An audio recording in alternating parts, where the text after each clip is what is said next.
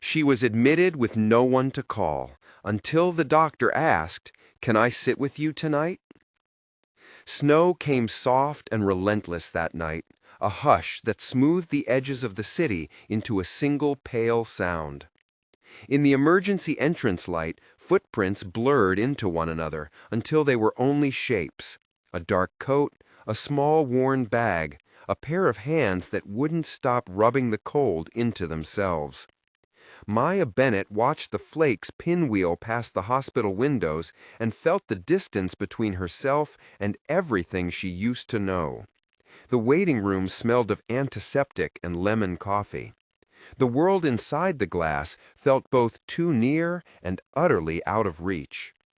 They admitted her quickly.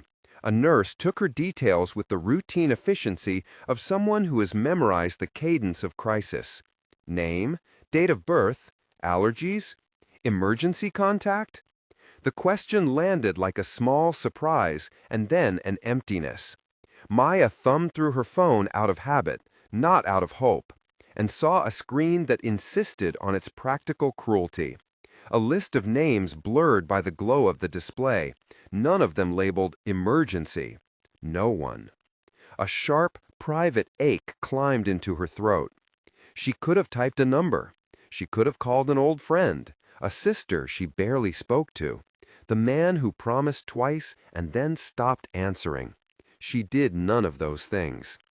There was a clock above the nurse's station, its second hand ticking with the patience of things that will not ask for permission. They led her to a room with a green curtain and a single lamp that offered a circle of domestic light in a place that specialized in its absence. A monitor hummed in a rhythm too steady to be reassuring. The nurse left with a soft, "Call us if you need anything," which sounded less like an offer and more like an announcement. Maya sat on the narrow bed and let the hospital noises fold themselves around her.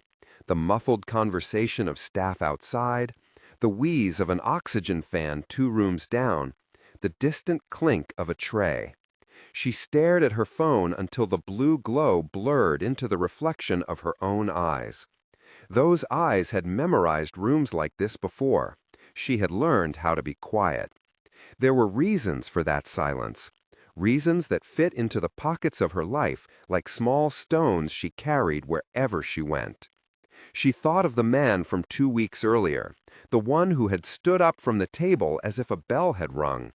They had met at a small restaurant whose candles seemed to be performing on instinct that night, each flame clinging to itself, trying to look like something alive. He talked about his work, and his easy laugh filled the spaces between her sentences. She told him a story about a book she loved, and he skimmed the surface.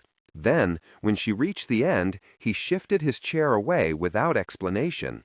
He left a coin's worth of apology in a text. "Sorry, something came up." When the clinical part of his job needed doing, checking a blood pressure, noting a symptom, he asked for permission each time. "Is it okay if I take your wrist?" He placed his hand with the reverence of someone who understood trust was not automatic. The checks were brief and efficient. He never assumed familiarity. He asked and accepted whatever answer came. At some point, she noticed a small paper cup on the bedside table, steam rising from it like a promise she'd almost forgotten how to read. "We have tea," he said. "Earl Grey, if you like." It felt absurdly domestic in that sterile bay of curtains. She accepted. Heat slid down her throat, and something in the tightness behind her ribs loosened. "Can I sit with you tonight?" he asked again, quieter now that they had measured the space between them. It was not a physician's line of duty. It was not a line in a handbook.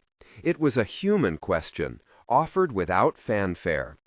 In that small room, on a night when the city outside was muffled by snow, the weight of those words was heavy in the soft way rain can be heavy on a roof.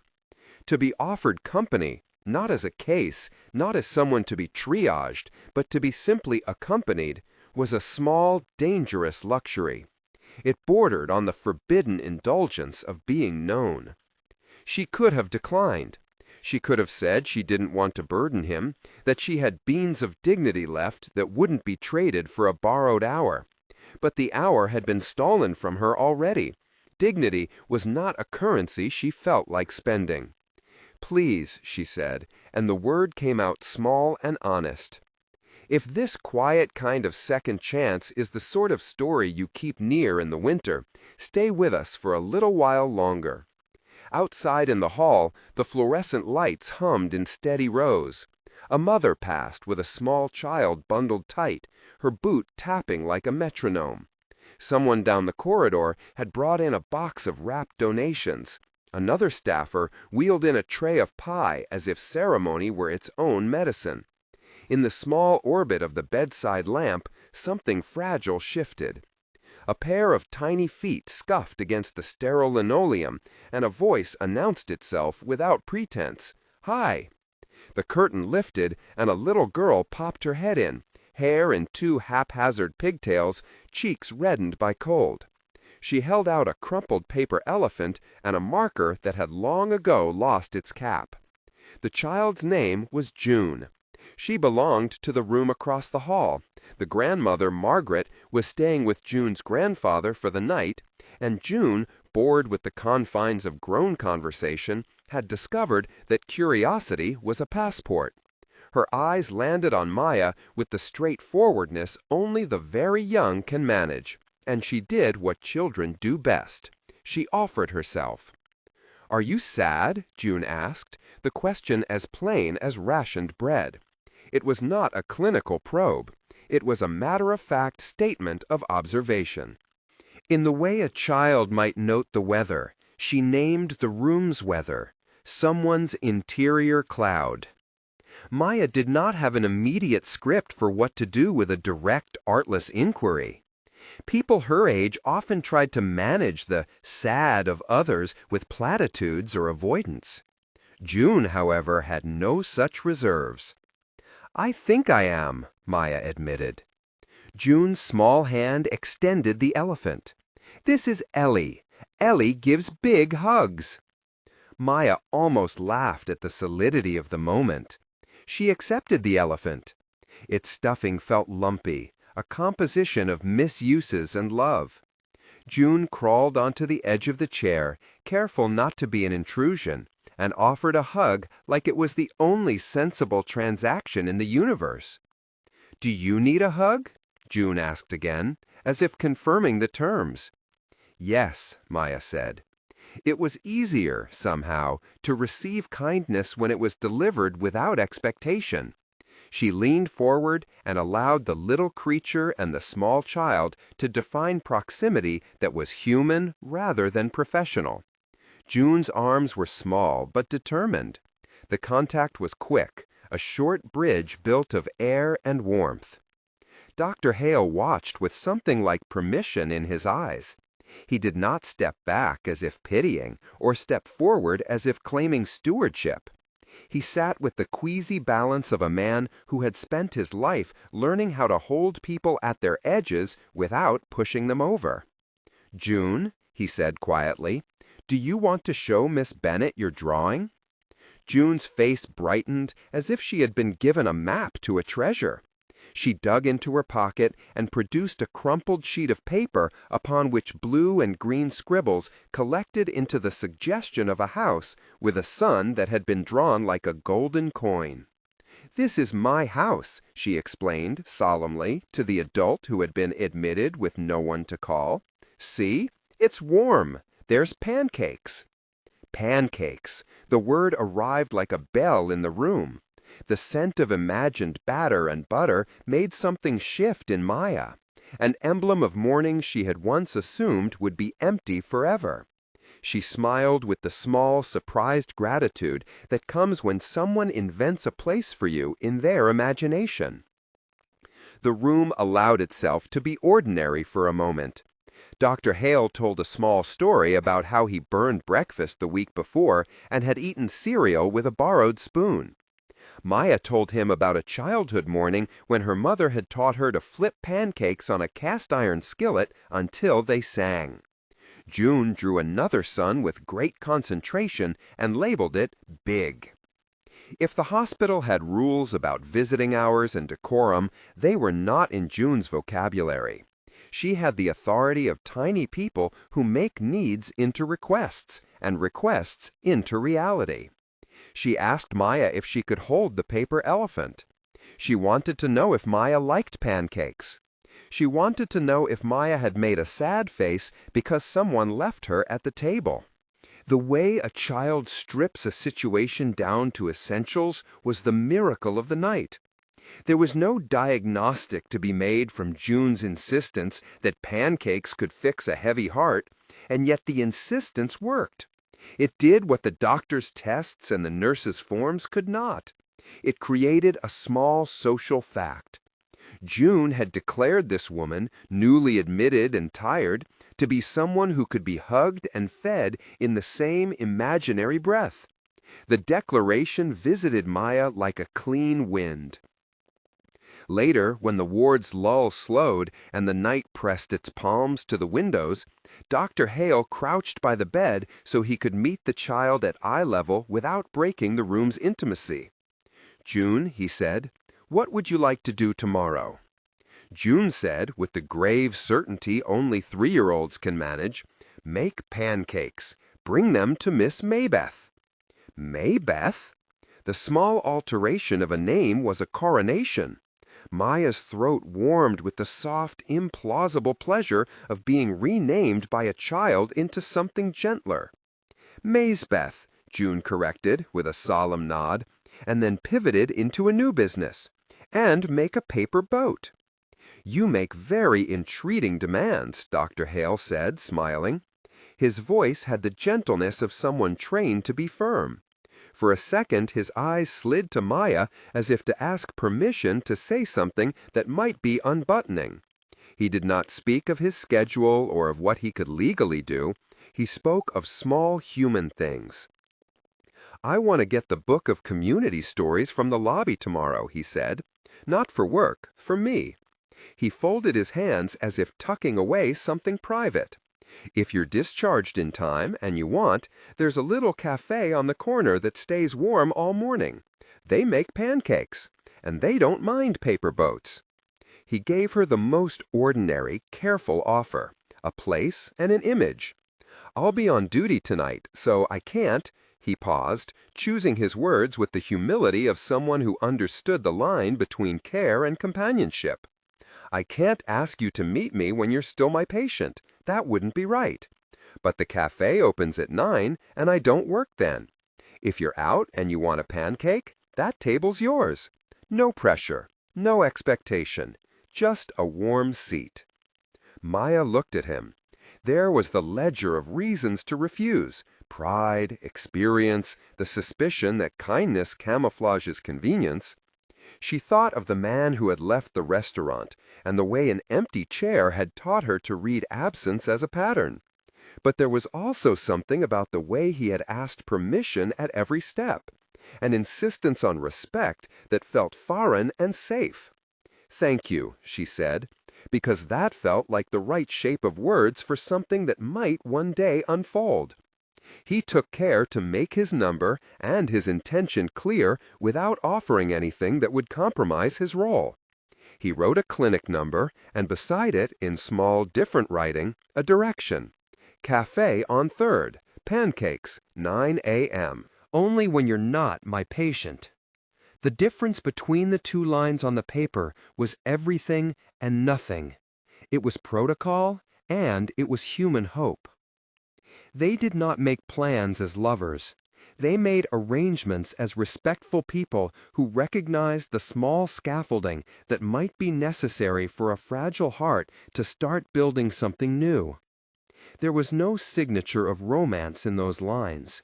There was, instead, the possibility of ordinary life, the most revolutionary promise there is when you have been taught to expect its absence.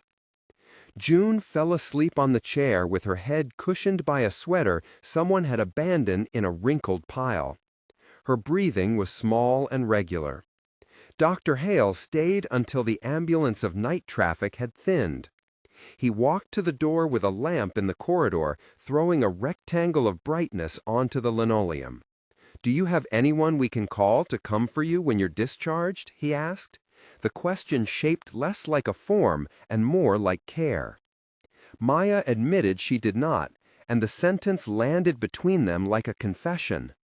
She imagined lists of people she could phone, names measured in polite distance. There was a quiet that answered the admission. He did not write down another contact for her. He did something else. He placed a small paper star folded from a staff schedule on her bedside table and slid it toward her. "It's silly," he said, "but June gave me one for her room earlier. She says it's for people who need to remember the sky is still big." She stared at the star as if it were a compass. Someone had said the sky was still big, and for the first time that night, Maya felt the truth of that beyond the polite air of a clinical note. He stood, straightened his jacket, and for a moment there was an image of him that had nothing to do with stethoscopes and floors. A man who had places he had to be, who carried the memory of someone he had loved and lost, and who, in his grief, had learned to be small in other people's rooms rather than towering. He did not unload his story all at once. He let it arrive like a thread he would hand her if she reached. "I lost someone," he said, "not as a drama, but as an arithmetic fact. A long time ago. It taught me that presence matters in a way that prescriptions can't always reach." Maya did not reply to that with analysis. She listened and let his voice rest in the corners of the room like a pillow. Grief was not a thing to be solved. It was a weather to be tended in company at times. Before he left, he made the boundary explicit once more. "I'll come back through in an hour to check on you," he said. "If you need anything in the meantime, press the call button. And if you want to sleep, I'll leave you to it." She nodded. He left the curtain slightly ajar, as if making it possible for her to decide whether she wanted privacy or a window. The monitor remained the same steady singer. The lamp kept offering its modest home.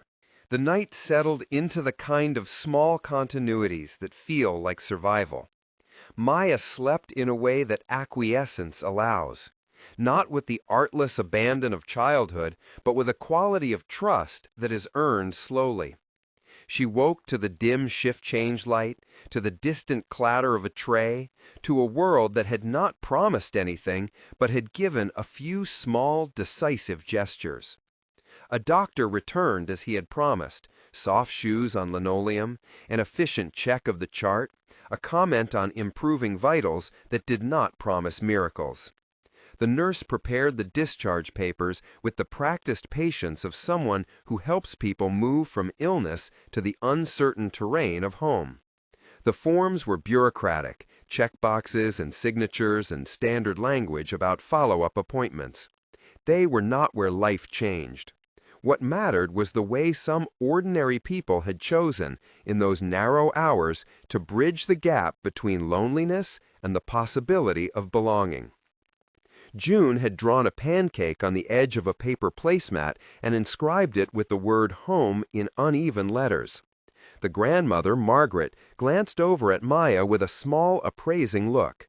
She folded her hands in her lap with the careful composure of someone who had seen people come in and out of hospital rooms long enough to know the difference between transient relief and a real tether.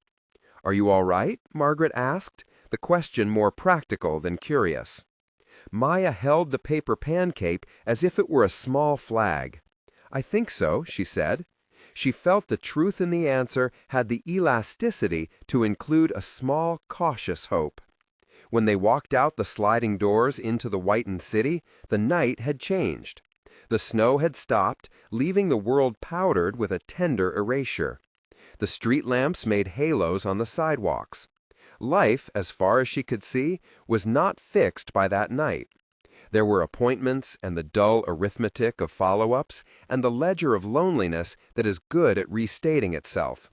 But there was also a card tucked in her pocket with a cafe address and a scribbled promise that existed as both protocol and offer. There was a paper elephant in her bag that smelled faintly of other children. There was a small star folded from a staff schedule like an improbable talisman. She stepped into the cold, and the city into which she had never thought to look twice felt slightly less like a locked room. The cracks were still there. They were not trivial. They were not fixed. But for the first time in a long time, someone had asked a simple question and stayed. Someone had not pretended she was invisible.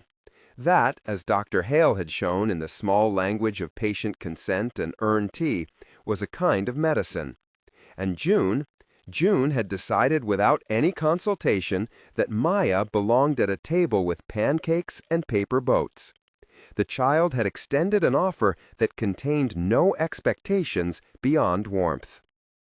It was the kind of choosing that shifts the axis of a life more quietly than any grand gesture. They parted at the hospital entrance with a handshake that felt, curiously, like a beginning. He folded the line about not inviting while being a patient into a sentence that left room for her choice. "If you want that pancake," he said, "the seat near the window will be warm." Maya walked down the icy steps with a new smallness in her chest, a pocket of space she had not expected to be able to keep. She had no plan yet. She had a soft map. She had the absurd comfort of being remembered by a child. She had the offer of a man who had kept his professional line clear and still managed to be human. The night had not solved everything. It had only offered a question back. Are you willing to let someone sit with you? As she turned away from the hospital lights and the night swallowed her silhouette, her phone buzzed once with an unknown number that turned out to be a delivery confirmation for a book she had ordered weeks ago and forgotten.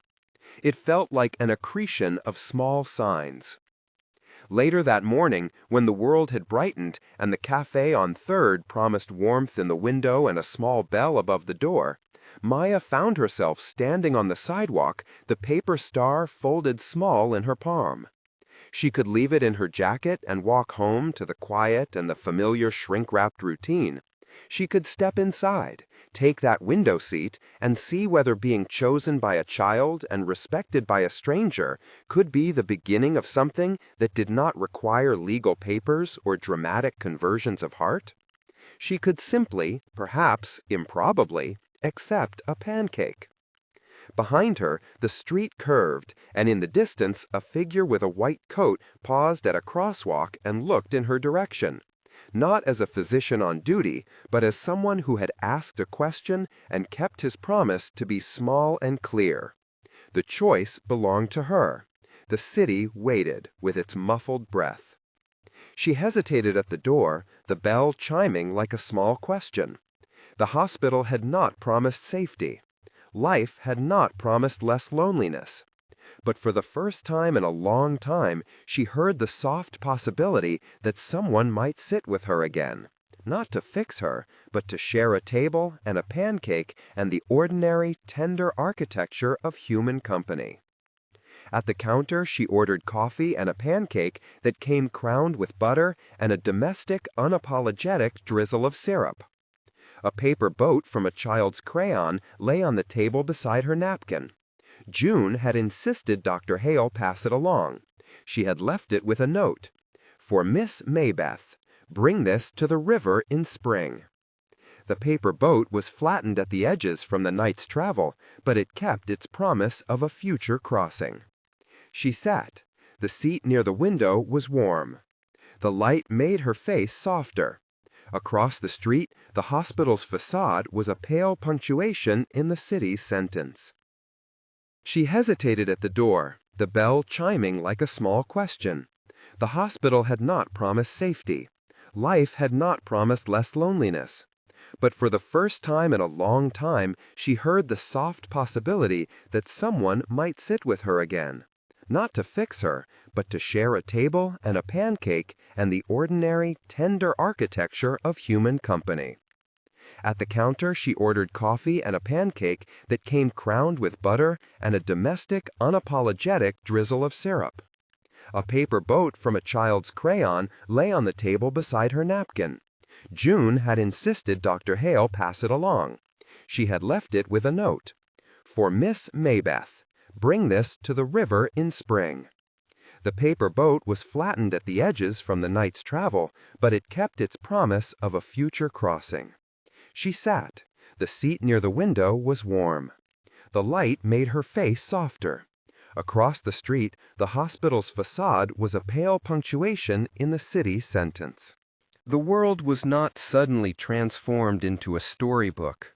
It was, instead, a place where small mercies added up, where a child's insistence and a doctor's ethical tenderness could begin to reweave a frayed person into a new shape. The next steps were uncertain. She had appointments and forms and the slow arithmetic of healing. But she also had, now, a window seat and the subtle prophecy of a paper boat. As the kettle hissed and the first clear flame of the morning lit the cafe, Maya realized that the act of accepting company was itself a form of courage. It was not theatrical, it was ordinary, and therefore radical. Behind the counter, a woman in a knit sweater arranged a stack of plates with the reverence of someone who knows food is memory made edible. She placed a plate of pancakes before Maya with a casual smile. The kitchen putters and the murmur of conversation blended into a small human orchestra. The door chimed as people passed in and out. The city moved around them like water around a stone. There were things she had to sort: insurance, the follow-up she had mentally postponed, the questions to answer for herself about why she'd allowed pattern to keep her sheltered in the brittle shell of solitude. But there were also things that required no paperwork: the way a child had given her an elephant, the way a doctor had asked quiet permission to be present, the way a cafe kept a seat warm for those who might be new to asking for human warmth. She ate the pancakes slowly, the syrup a small, sure way of learning pleasure again. The paper boat sat in front of her, fragile and improbable, and she smiled at the thought that a child who wasn't hers had decided, with the certainty only a 3-year-old can summon, that she belonged at a table. The belonging was, for the moment, enough. And yet the deeper arcs of the story, the careful boundaries that must be maintained, the ways grief returns uninvited, the inevitable tests of trust that lie ahead, were not settled. The invitation to meet after discharge was a hinge, not a promise. The little domestic scenes were scaffolding, not foundations. The city outside promised both routine and rupture. Maya had chosen to accept a simple company, but acceptance is a verb that requires practice. She left the cafe with the paper boat folded flat and placed it in her pocket as if guarding it from the wind.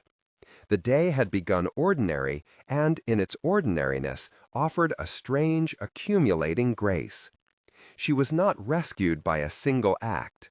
She had been seen, and that had been its own rescue. As she walked home, the phone remained in her bag. No one had called in the night, but something had shifted enough that the silence felt less like an indictment and more like unfinished business. There would be more nights, some good, some brittle.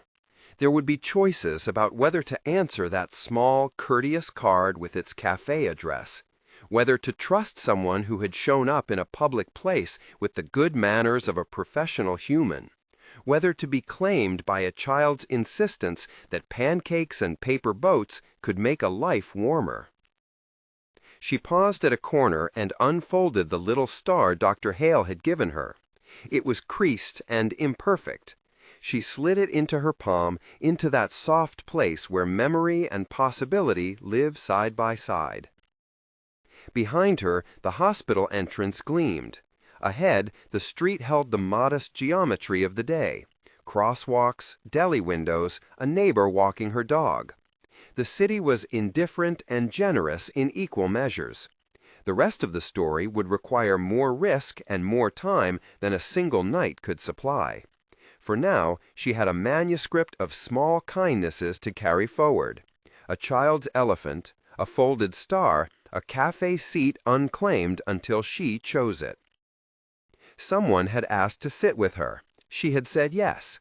The consequence of that yes would not be immediate transformation. It would be slow turning, patient like yeast, the careful proofing of a life leavened by being seen. She let herself imagine, for the first time in a long while, the sound of laughter at a small table, the smell of pancakes on a winter morning, the cargo of a paper boat making a very tiny voyage. The future was not sudden. It was a series of small consecutive acts. Someone staying, a child insisting, a seat being offered and taken.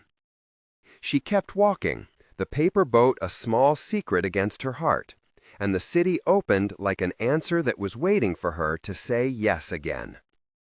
Maya folded the paper boat into the quiet of her coat pocket and let its thin cardboard press against the warm hollow of her palm as she walked. The city smelled of wet stone and baking yeast. A dog tugged its owner toward a lamppost. An old man tipped his hat to the cold. Life continued in ordinary increments, and she moved with it like someone learning to match their pace to a new rhythm. The night at the hospital had not fixed her. It had only loosened one of the knots she'd been living with long enough to think it was part of herself. Back at her apartment, she unpacked the small tokens she had gathered. The paper elephant that smelled faintly of crayons and antiseptic. The folded star the doctor had given her. The scrap of placemat with June's carefully drawn pancake. She arranged them on the sill where the light caught them in different ways.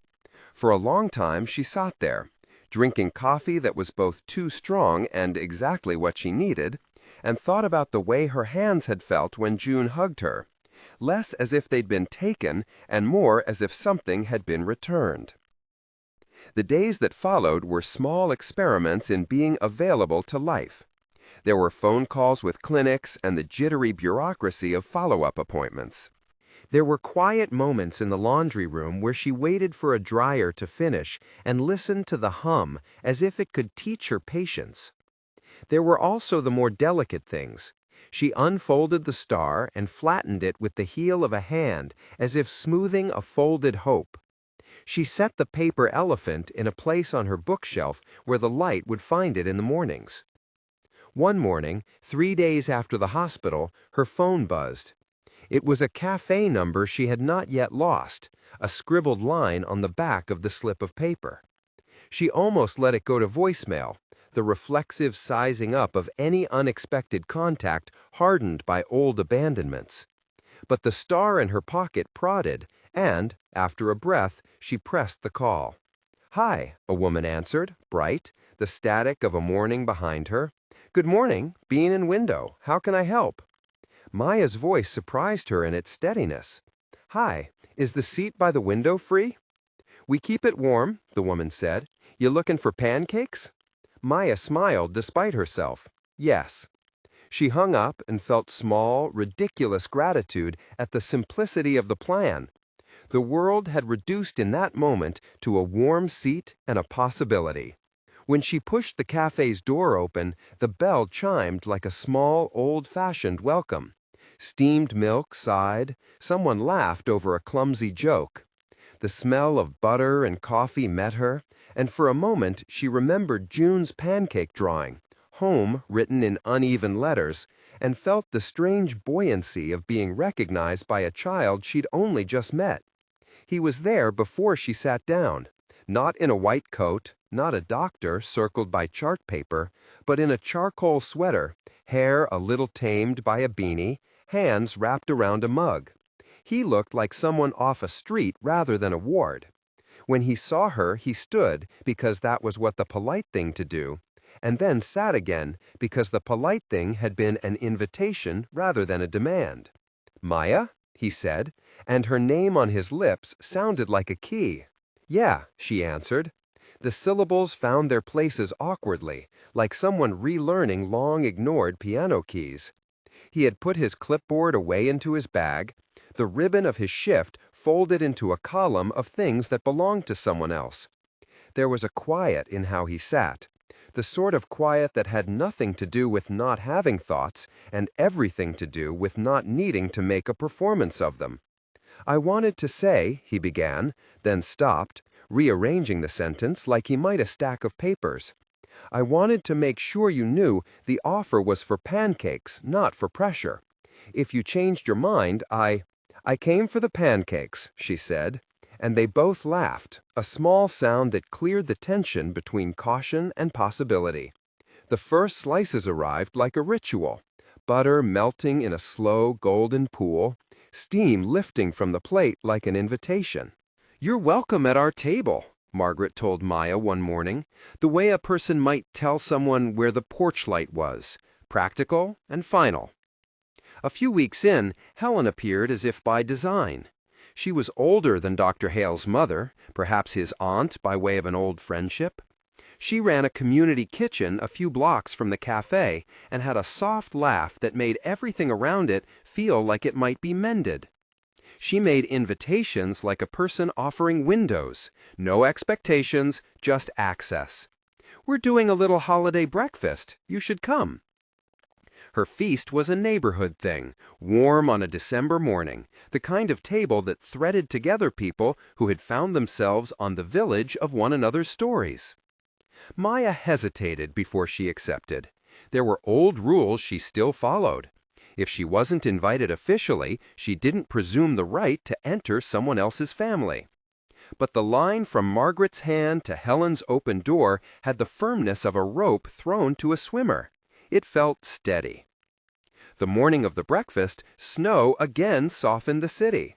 The church on the corner had strings of lights that blurred into halos in the white air. Inside Helen's kitchen was a different climate. Heat, scent of cloves and orange peel, the crackle of many small voices. Pots clanged with kindness. Children pointed out differences between pancakes and latkes with due seriousness. Plates slid along the table like boats in a shared stream of offerings. "Come nearer," Helen said when Maya arrived, and she sat Maya between June and a woman with paint on her apron who ran a shelter nearby. The place felt like a mosaic assembled from fragments, people with histories, people with practical solutions, a grandmother who made constructive silences into nets for those too exhausted to stand, a child like June who declared membership by naming someone as family before the adults could decide. At one point, Dr. Hale came in, not in scrubs but in a wool coat, the lines of his face softer for being off-duty and present without expectation. He took his place at the table without fanfare. The people at the table made room and, without making a production of joining, inserted Maya into their rhythms. There was laughter, awkwardness, the honest clatter of cutlery. They made paper boats and launched them into paper plates, filled with water as if the river could be found indoors. Maya felt the strange buoyancy of belonging that arrives not as a loud announcement, but as a series of small accumulated convergences. A chair pulled in, a hand reaching for an extra napkin, a child claiming you by a name you barely allowed yourself to own. When the meal ended and people cleared plates, Helen took Maya's hand in both of hers as if the kitchen had vested rights to make people official. "I don't do oaths," she said, with a grin that was all tooth and soft iron, "but I do make space. If you come around with those paper boats, you're ours." It's the kind of acceptance that doesn't rewrite legal documents. It simply rearranges the social furniture of your life so you have somewhere to sit when the nights seem long. It carries no guarantees and plenty of good intention. Maya liked it. Of course, life didn't stop testing the work being done. Evan, the man who had left the restaurant months earlier, surfaced like a gull at the edge of water. He texted, first carefully, then with a tone that suggested possession rather than curiosity. "Saw you on the cafe's corner. Coffee sometime?" he asked. The message landed a little like an old bruise when she read it. Unexpected, familiar, raw. She considered replying with the cold politeness she had once practiced, deflection and distance, but the small, steady presence in her life had taught her a different language. She typed back in the exact tone she'd been learning to use with Dr. Hale. I appreciate you reaching out, Evan. I'm building a life with people who've shown up in real ways. I wish you the best. It felt like closing a door without slamming it. There was no need to embroider the rejection. The point of saying no had shifted for her from sparing herself pain to being honest about what she wanted her life to include. Evan's response was brief and, in its brevity, relieved something in her. He wrote, "Understood." Then he faded. The act of declining did not make everything healed, but it affirmed a boundary she had practiced articulating in gentler times. There were also harder moments. One evening, after a long day at work, she texted Dr. Hale to say she would come to the cafe the next morning, but he replied with a heavy apology. "I'm on call. Something came up. I'm sorry." She felt suddenly childish, artificially needy. A bubble of disappointment swelled inside her like the kind that wants to be named and soothed. For a moment, she thought of retreating back into the protective shell she'd used for years, the one that said, "I was fine before you, I'm fine without you." But on the other side of that pause, she remembered the small rituals that had begun to rethread her. The elephant on the shelf, June's insistence, Helen's warm eyes. She texted back a reply that was more honest than she might have once been able to make. "I was looking forward to seeing you. It's okay. I hope it's not too hard." Later that day he called, and the sound of his voice on the line had the small tremor that comes when someone is explaining an unavoidable absence. "There's a patient I couldn't leave," he said. "I tried to switch, but the schedule. I'm sorry." He paused, the silence made of the kind of truth that wasn't dramatic. "I wanted to tell you that I shouldn't be the kind of person who forgets to meet the people who are important. If I say I'll be somewhere, I should be there. I understand if that's a reason for you to." "No," Maya interrupted softly, not out of impatience, but to stop him from over-apologizing into a confession. "I understand. I want you in my life, not because you rescue me when you're needed at work, but because you make space when you can. Tell me when you can." He thanked her, and there was a small gratitude on both sides. She for his honesty, he for her space. In moments like that, they learned the grammar of a life built around uneven schedules and the demands of a job that required presence at the worst possible times. He never crossed professional lines. He never called on the clock to see her. He carved out time off the record. They met in ways that were not performative. Bookshops, a Sunday market where she bought too many apples, a park bench where June drew sun and boats in the dirt with a stubby stick. They let the relationship be ordinary, which for both of them felt radical. There were also more intimate exchanges of memory. One night, as they walked past a riverbank where the lights shivered and the water made small confidences, he said again what he'd said in the hospital, but with slightly different contour. "I lost someone important when I was younger. It taught me that showing up matters more than fixing. I used to think that if I could just be useful enough, I could keep people from hurting. It's taken me a long time to see that usefulness isn't the same as love." He tucked his hands into his coat pockets as if shielding that memory from the night. Maya listened. She had her own story that she had not yet narrated entirely aloud. A life of small, accruing absences, of chairs that had emptied one after another. She had learned to protect herself by being tidy with her words and economical with her expectations. But with him she felt the shape of a new sentence. Not dramatic, not a rewriting of the past, but a different grammar for the future. "If you ever want to know the parts I don't tell," she said after a long pause, "ask. I might not answer all at once, but I will tell you." And so they learned each other's limits slowly, with gestures rather than proclamations. He never used his authority as a clinician to engineer a closeness. He refused to let the power inherent in his position as a medical professional become currency in their interactions. He once told her plainly, "I took an ethics module on boundaries and it made me better at real life. Strange how that works." They laughed, because it was true. Good boundaries had become the scaffolding of trust. June, of course, needed no scaffolding. She constructed family with a directness that surprised everyone. If she liked someone, she announced it, and then moved the social furniture into place. At the park, she would race to Maya and fling herself into her lap with an authority that made heads turn and hearts melt. "Miss Maybeth," she'd sing, "we need to go find the river. The boat needs to be tested." Margaret would watch with a smile like a weathered photograph. Practical, pleased, possessive in the warm way grandmothers can be when they stake out new allies. Time passed by a series of small, visible changes. Time passed by a series of small, visible changes. Maya answered calls with less of a startle. She went to checkups and listened without fear. She began volunteering at Helen's kitchen on weekends, discovering that the act of making someone a plate was also a way of making oneself a participant in a shared story. She read to children at the shelter, and readers who had once been readers alone discovered readers who read for their table companions. Her hands acquired the ease of someone who had to lift and pass plates, fold napkins, and learn the tiny choreography that makes a group function. On a snowy night, months after her admission, Dr. Hale invited her to a small gathering at his aunt's apartment. "It's nothing formal," he said, "just some neighbors and family. Cup of something warm, maybe a sing-along that ruins all songs on purpose."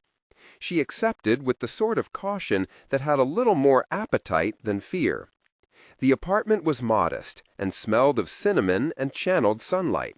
There was a woman at the door, Helen, who greeted her as if she'd been expecting someone she enjoyed. "We told stories about you," she said, like a friend who had been knitting someone into the fold quietly and with determination. Margaret was there, of course, with June asleep on her shoulder like a small flag.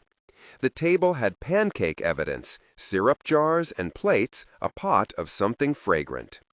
It was the kind of evening that did not hinge on ceremony, but on the ordinariness of people choosing each other.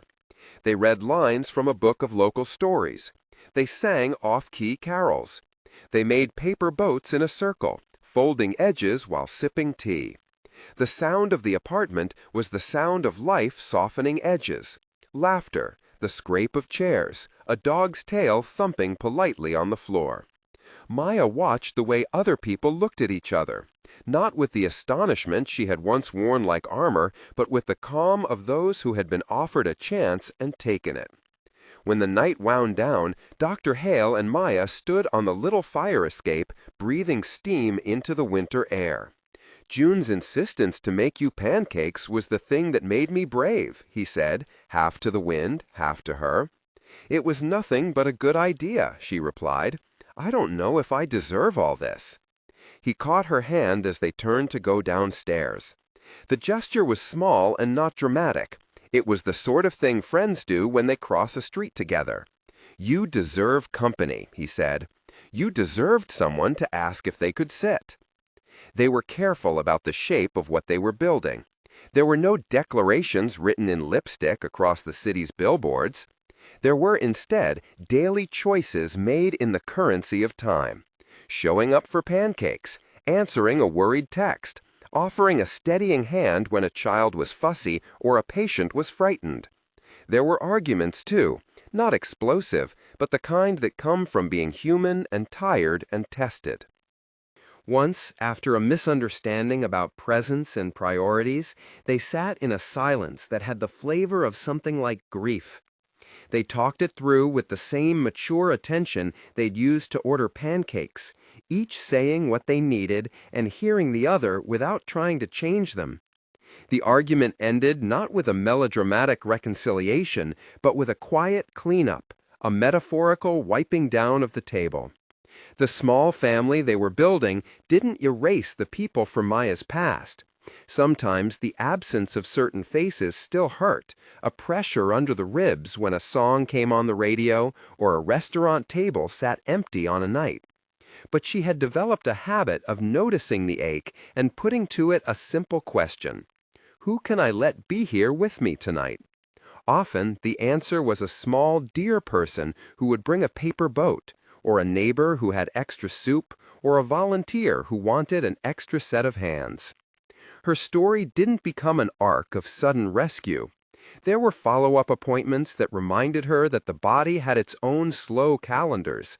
There were days so ordinary they read like margins: laundry, work, a cat that she didn't own but fed in the stairwell because it liked to sit on the same step where she sometimes paused to watch people pass. One Christmas morning, Helen's kitchen organized a larger meal, a neighborhood open table that invited anyone who wanted to come. People brought casseroles and small ornaments. June wore a paper crown she refused to part with. Margaret walked in with a quick, decisive presence and a dish balanced like a herald.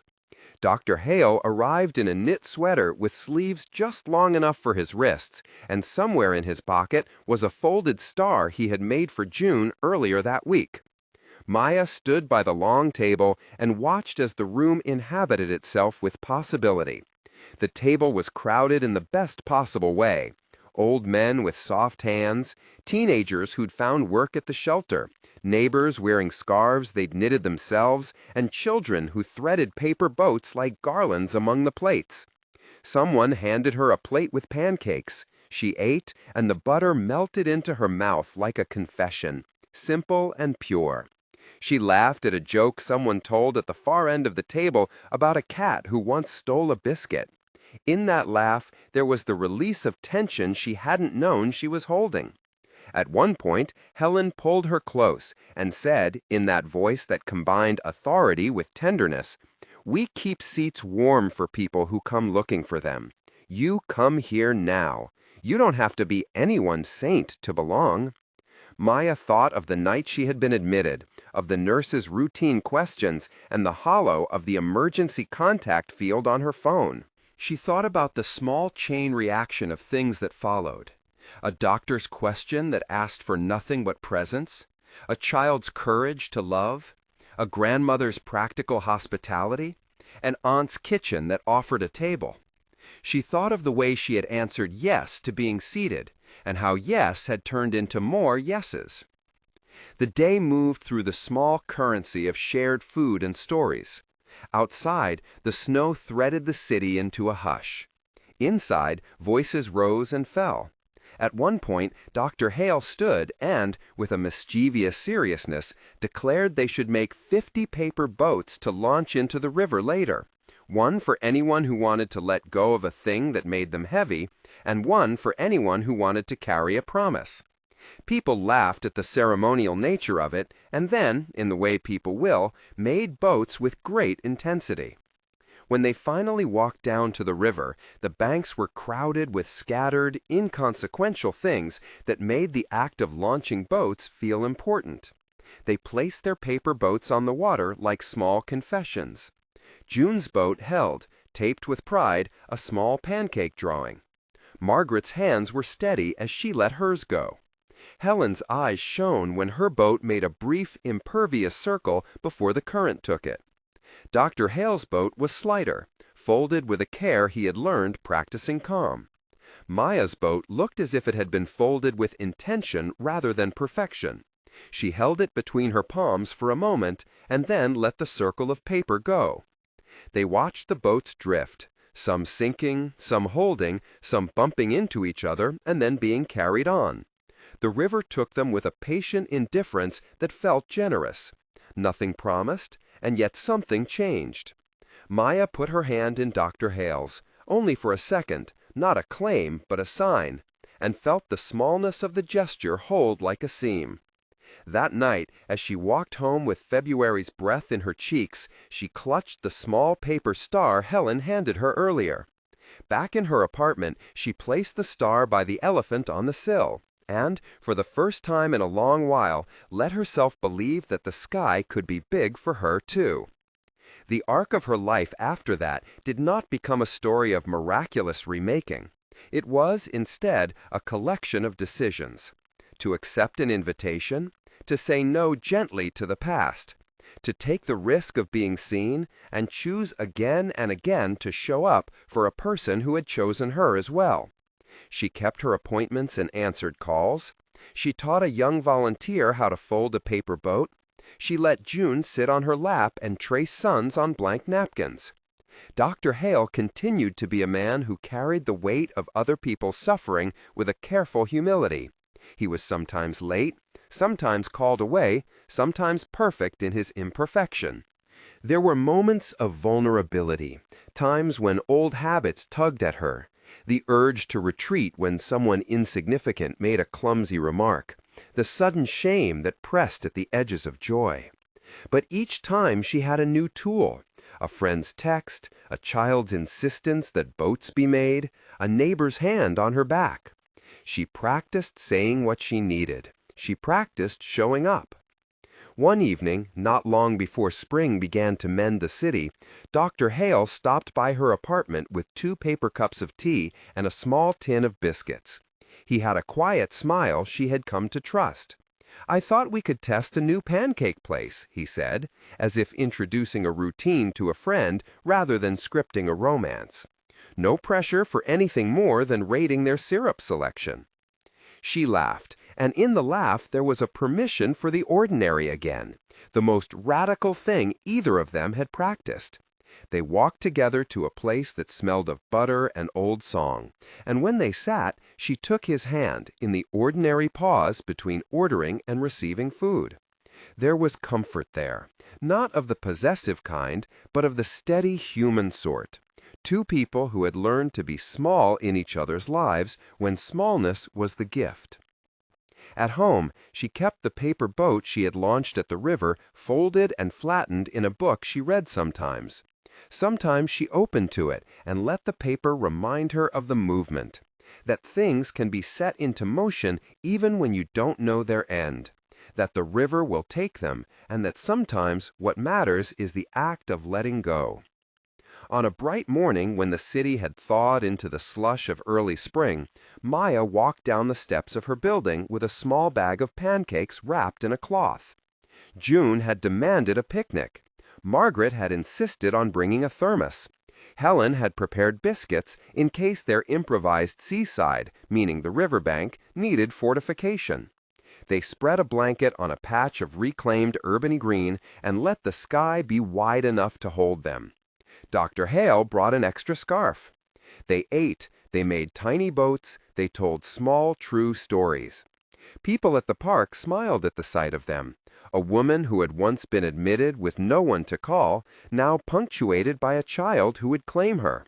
A grandmother who had made her part of a table, an aunt who offered her a kitchen, and a man who had asked one simple human question, and kept asking it in ways that always honored the lines they'd set down together.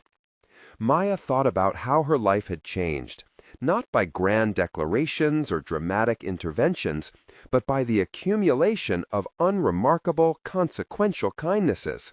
She thought about how a question, 2 small verbs and a preposition, could be an opening. "Can I sit with you tonight?" It had been the hinge that set many things in motion.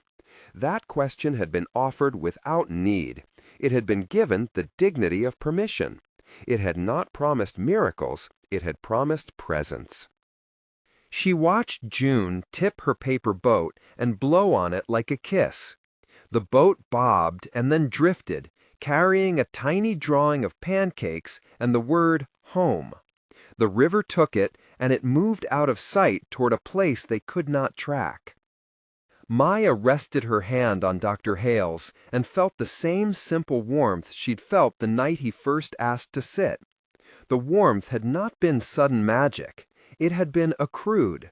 It had been chosen and reseated and chosen again. It had been the work of small people practicing attention. It had become the small architecture of belonging. At the end of the day, back in her apartment, she set the paper elephant beside the star on the sill. She thought about all the people who had been engaged in the careful work of making room. Nurses who had practiced routines with softness, a child who had refused to see her as invisible, a grandmother who'd invited her into the social life of a table, an aunt who had offered warmth and food, and a doctor who had recognized his professional limits even as he gave of himself in humane ways. She sat in the dim and let the room hold her. The sky outside was the kind of big that made her feel like she could breathe deeply without fear of emptying. There were still pragmatic things to manage, appointments and bills, and the ordinary grief that revisits like the tide. But the scaffolding she had lived without for years was now present in small, solid forms. Someone had asked to sit with her. She had said yes. That one consent had unfurled into a life that included other people choosing her back. It had not erased the past or promised to fix everything. It had given her something steadier, the permission to be accompanied, to be seen, to be welcomed at a table, not because she was deserving in some moral ledger, but because people chose to make space. On a quiet night, she folded another paper boat and placed it inside the drawer where she kept things that mattered. A ticket stub from a show she'd once loved, a photograph of her dog years ago, a note from Margaret that said, "Soup on Thursdays. Come if you want." It was an inventory of small mercies. She slept with the window cracked enough to hear the city's hush. And in the morning, she woke to a life that was not a storybook, but a daily practice. To answer when someone asked to sit, to ask when she wanted someone with her, to build a chosen family by doing ordinary things, eating pancakes, folding paper boats, keeping seats warm. If you found comfort in this story of second chances and simple compassion, consider staying. Share this with someone who needs to.